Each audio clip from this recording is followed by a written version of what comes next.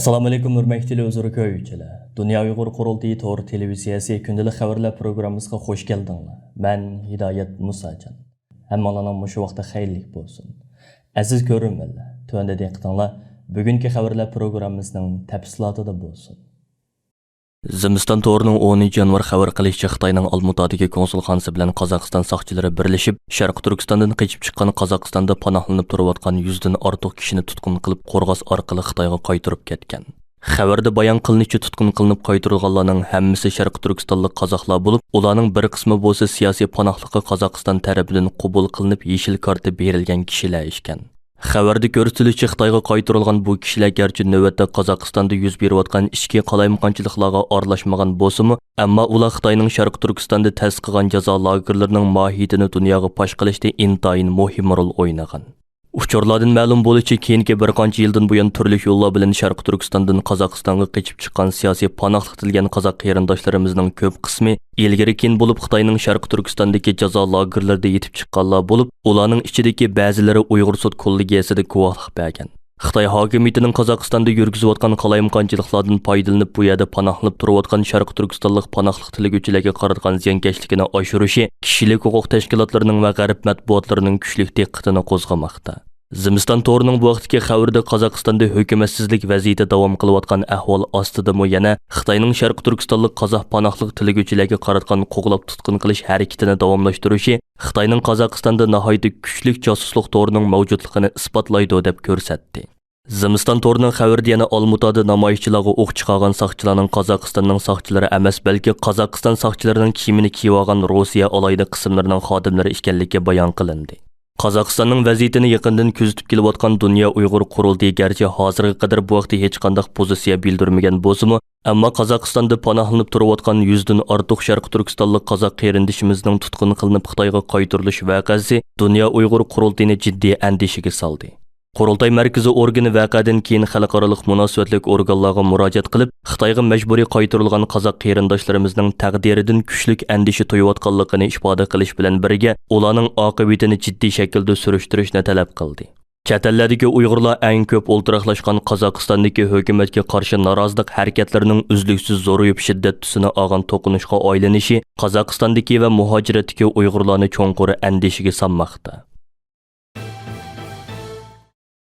Amerikaning 2022-yillik Beijing qishliq olimpiyaga qatnashadigan jup kishilik figura chiqarib muz telish mayri Temurli DUQ Xitoyning Uyg'urlarga tutgan muomalasini qo'rqinchli kishilik huquq dafsandichiligi deb ko'rsatgan. Temurli DUQ Beijing qishliq olimpiyaga bir oydak vaqt qolgan bir paytda Xitoyning Uyg'urlarga irqiy qirg'inchilik yurgizishiga qarata oshkora qarshi ifoda bildirgan oz sondagi olimpik tanharakatchilarning biridir. Lido ko'p qism tanharakatchilar Uyg'urlar uchrayotgan qirg'inchilik haqidagi savollarga aniq javob berishdan o'zini qochirayotgan Xalqaro Olimpik Komiteti va nurg'un davlatlar qishliq olimpikni boykot qilishni rad qilib, Xitoyning Uyg'ur irqiy qirg'inchiligini yepishiga yordam berish bilan ayblanayotgan bir vaqtda bu so'zlarni qilgan. Bugun Amerika gazetining xabar qilishicha Lido 9 yanvar Amerika komandasiga tanlangandan keyin muxbirlar uningdan Xitoydagi kishilik huquq masalasini so'ragan. Liduk buning javob berish intayin mushkul bir savol ekanligini va uning javobi oddiy emasligini bildirgan. U mening deyalaydiganim, biz Uyg'urlarning beshiga kelgan qo'rqinchli ishlarni e'tirof qilamiz. Oldingi kunlarda bir yerda o'qidim. Bu 2 dunyo urushidan beri eng ko'p kishining yig'ilish ham emgak lagerlarga qamilishidir degan. U yana demoqchi bo'lganim, bular biz yuz berayotganligini ko'rib turgan qo'rqinchli kishilik huquq dafsandichiligidir. Siz u narsalarni o'qiganingizda o'zingizni nihoyatda chorasiz his qilasiz. Chunki siz men nima qila olayman deb o'ylaysiz degan. Ma'lum bo'lishicha Temurli DUQ amerikalik yana bir mohir Ashley King-Gribil bilan birlikda tunji qitim Beijing qishliq olimpiyaga qatnashdi ekan. O'tgan hafta Qozog'istonda tutqun qilinib chet ellik terrorchi deb e'lon qilingan qirg'izistonlik atoqli muzikat Vikram Ro'zaxunov 10 yanvar Qirg'izistonga qaytarib kelingan. Vikram Ro'zaxunovning o'tgan hafta Qozog'istonda portilgan keng ko'lamlik norozilik harakatini bostirishda Qozog'iston amonlik kuchlari tomonidan tutqun qilinib, chet ellik terrorchi deb e'lon qilinishi va televizorga chiqarib iqror qildirilishi Qirg'iziston hukumatining noroziligini qo'zg'agan. Ma'lum bo'lishicha Qirg'iziston tashqi ishlar ministrligi Qozog'istonga nota topshirgan. Shundaqli Qirg'iziston davlat xavfsizlik komiteti Ro'zaxunovning terrorlik bilan aloqasi borligini rad qilgan. Bu voqea Qirg'izistonda yana jamoat fikrining noroziligini qo'zg'agan edi. Qirg'iziston AK axborot agentligining xabar qilishicha Vikram Rozaxunov Bishkekka qaytib kelib, muxbirlarga o'zining Qozog'iston televizorida qilgan so'zlarga tushuncha bergan. U o'zining tutqunda agar televizorga chiqib iqro qilsa, Qirg'izistonga qaytariladi deganligi uchun xato iqrorda bo'lganligini aytgan. U videoda qilgan so'zlarimning hammasi yolg'on. Bu qaytib kelishimning eng oson yo'li edi degan. Rozaxunov Qozog'iston taratqullarining tarqatgan videosida o'zining $200 berimiz deganligi uchun Qozog'istondagi norozilikqa qatnashishga kelganligini bildirgan. Buning oldida prezident To'qayev Qozog'istonning chet elda tarbiyalangan terrorchilarning hujumiga uchirganligini, 20 ming banditning Olmuta shahriga hujum qilganligini aytgan. BBC'ning xabar qilishicha To'qayev 10 yanvar bu to'qinishni bir markazdan o'rinlashtirilgan siyosiy o'zgarish deb ko'rsatgan. Qozog'iston Ichki ishlar ministrligi bu voqeada 160 dan ortiq odam o'lganligi, hozirga qadar 8 mingga yaqin odam tutqun qilinganligini bildirgan. Qishliq olimpik musobaqasiga qatnashadigan Xitoy tanharakatchilarining tanharakat kiyimlarining Uyg'urlarning majburiy amgakiga bevosita chetishlik ekanligi oshkorlandi. Janubiy Xitoy Sar pochtasi gazetining xabar qilishicha Sharqi Turkistonda ishlab chiqarilgan 2000 yurishdan ortiq tanharakat kiyimi qishliq olimpik tanharakat musobaqasiga qatnashadigan Xitoy komandasiga yetkazilgan. Sharqi Turkistonning paxtasi va to'gi yo'nlari bilan tikilgan bir yurish qishliq kiyim-kechaklarning Oltoyning Qoba noyasiga joylashgan Yoju to'qimachilik shirkati ishlab chiqargan bo'lib, ular tanharakatchilarning qartilish kiyimi, palay, bosh kiyimi va quloqcha qatorliqlarni o'z ichiga oladi ekan. Xalqaro Olimpik komitetining Uyg'urlarga qartilayotgan irqiy qirg'inchilik va majburiy amgakka qaramay Xitoydagi qishliq olimpik musobaqasini bekor qilishni rad qilishi kuchli munozara qo'zg'ayotgan bir paytda olimpik tanharakatchilarining kiyimlarining Uyg'ur majburiy amgakiga bevosita munosabatli shirkatlarga zakaz qilinganligi oshkorlanib kuchli norozilik qo'zg'agan edi. Xitoy tanharakatchilarining kiyimlari buning tipik misoli ekan. Ma'lum bo'lishicha tanharakat kiyimlari Bejingga yetib kelganda davlat tantarbiya bosh idorasi qishliq tantarbiya boshqarish markazining muavin mudiri Jang Say maxsus so'z qilib, bu tanharakat kiyimlari rayonning mahsulot pishig'lab ishlash texnikasining e'tirof qilinishi deb ta'riflagan.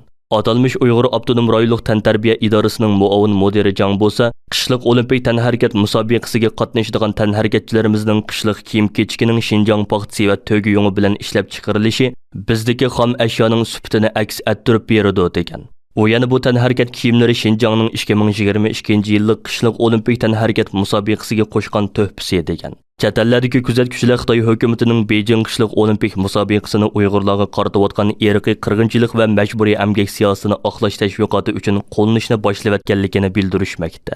Amerika hukumati Xitoyning Uyg'urlarga qaratayotgan irqiy qirg'inchiligini nazarda tutib turib, 2022-yillik Bejing qishliq olimpik musobaqasini diplomatik boykot qilganligini jakarlagan edi. Buning bilan Angliya, Kanada va Avstraliya Xitoyning ig'ir kishilik huquq xotirasi sababli diplomatik boykotga qatnashgan. 7 yanvar kuni bo'lsa Shimoliy Koreya Xitoyga rasmiy maktub yo'llab, Shimoliy Koreyaning ba'zi dushman kuchlar sababidan va COVID-19 virusi sababidan bu navbatlik olimpik musobaqasiga qatnasholmaydiganligini uqtirgan. Ammo uning diplomatlarini avatmaydiganligi yoki tanharakatchilarini avatmaydiganligi aniq emas ekan. Yaponiya va Germaniya qatorliq davlatlar Xitoy olimpikini boykot qilmagan bo'lsa-mu, ammo amaldorlarini avatmaydiganligini jakarlagan edi. Xitoy hukumatining Hong Kongdagi qamalni kuchaytirishi va u yerdagi demokratik harakatlarni qattiq qo'lliq bilan bostirishi xalqarodagi demokratiya va kishilik huquq tarafdorlari orasida zo'r andisha qo'zg'ayotgan bir paytda Sharq Turkistondagi harbiy bostirishlarga boshlamchilik qilgan general-mayor Peng Jingtangning Hong Kongdagi Xitoy ozodlik armiyasi garnizoniga qo'mondon qilib avatilishi zo'r g'ulg'uli paydo qildi. Xitoy raisi Xi Jinping Sharq Turkistonda 2017-yili boshlangan cho'ng tutqun jarayonidagi bostirishda aktiv rol o'ynagan Xinjiang qurolli soqchi qismlarining muavin shtab boshlig'i Peng Jingtangni Xitoy ozodlik armiyasining Hong Kongda turishli qismlarining qo'mondonligiga yo'tkagan edi. Xitoy xalq qurolli soqchi qismlarining muavin boshlig'i bo'lgan Peng Jingtang ilgari Sharq Turkistonda turishli qurolli soqchi qismlarining shtab boshlig'i bo'lgan bo'lib, u rayonda atalmış terrorlikqa qarshi turish nomidagi zarba berish harakatlariga yetakchilik qilgan va atalmış terrorlikqa zarba berishda oldin hisobda turgan tog' burkiti zarbadorlar atirti nomli alohida qismni tashkillab chiqqan.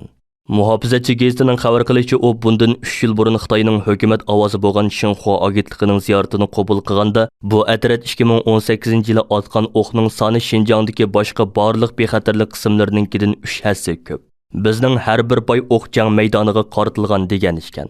Amerikadagi Xitoy ishlari tadqiqotchisi doktor Andris Kor bu vaqtda matbuotlarga qilgan so'zida o'zining Sharqi Turkistonda qilgan zo'ravonliklardan faxrlanib turib so'z ochadigan birining Hong Kongga kelishi Hong Kongliklar uchun bir zo'r baxtsizlik deb ko'rsatdi. U mundaq dedi: "Bu haqiqatanmi bir baxtsizlik.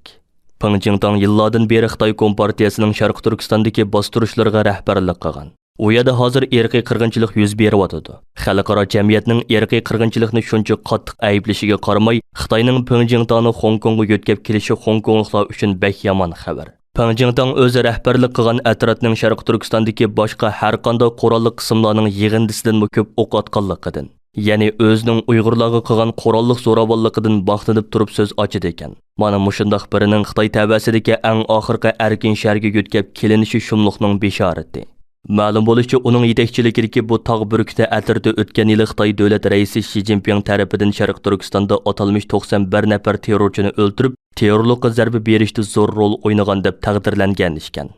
Dunyoning eng muhim savdo markazlarining biri bo'lgan va davomli holda iqtisodiy taraqqiyot, xalqaro savdo degan iboralar bilan birlashib ketgan Hong Kongning bugungi kunda Sharq Turkistondan iborat irqiy qirg'inchilik va insoniyatga qarshi jinoyat yuz berayotgan joyda vazifa olgan Xitoy general-mayor Pyeongyang bilan birlikda yod etilishi xalqaro matbuotlarning kuchli diqqatini qo'zg'adi. Nurg'un nopuzliq axborot organlari buni keng xabar qildi. Xitoy hukumat taratqullarining xabardan qaraganda, Pyeongyang vazifani topshirib olgandan keyin qilgan so'zida o'zining yangi tayinlangan xizmatida garnizonning barliq a'zolari bilan yaqindan hamkorlashib, Xitoy Kompartiyasining va davlat raisi Xi Jinpingning buyrug'iga amal qilib, davlatning egilik huquqi va bexatarlik manfaatini qat'iy qo'g'daydiganligini aytgan. Hurmatli ko'ruvchilar, yuqorida Dunya Uyg'ur Qurultiyi to'g'ri televiziyasi kundalik xabarlar programmasini diqqatingizga sundiq. Keyin qitimliq programmamizni ko'rishaylik. Ko'rishga omon bo'lgaysizlar. Xayr xo'sh.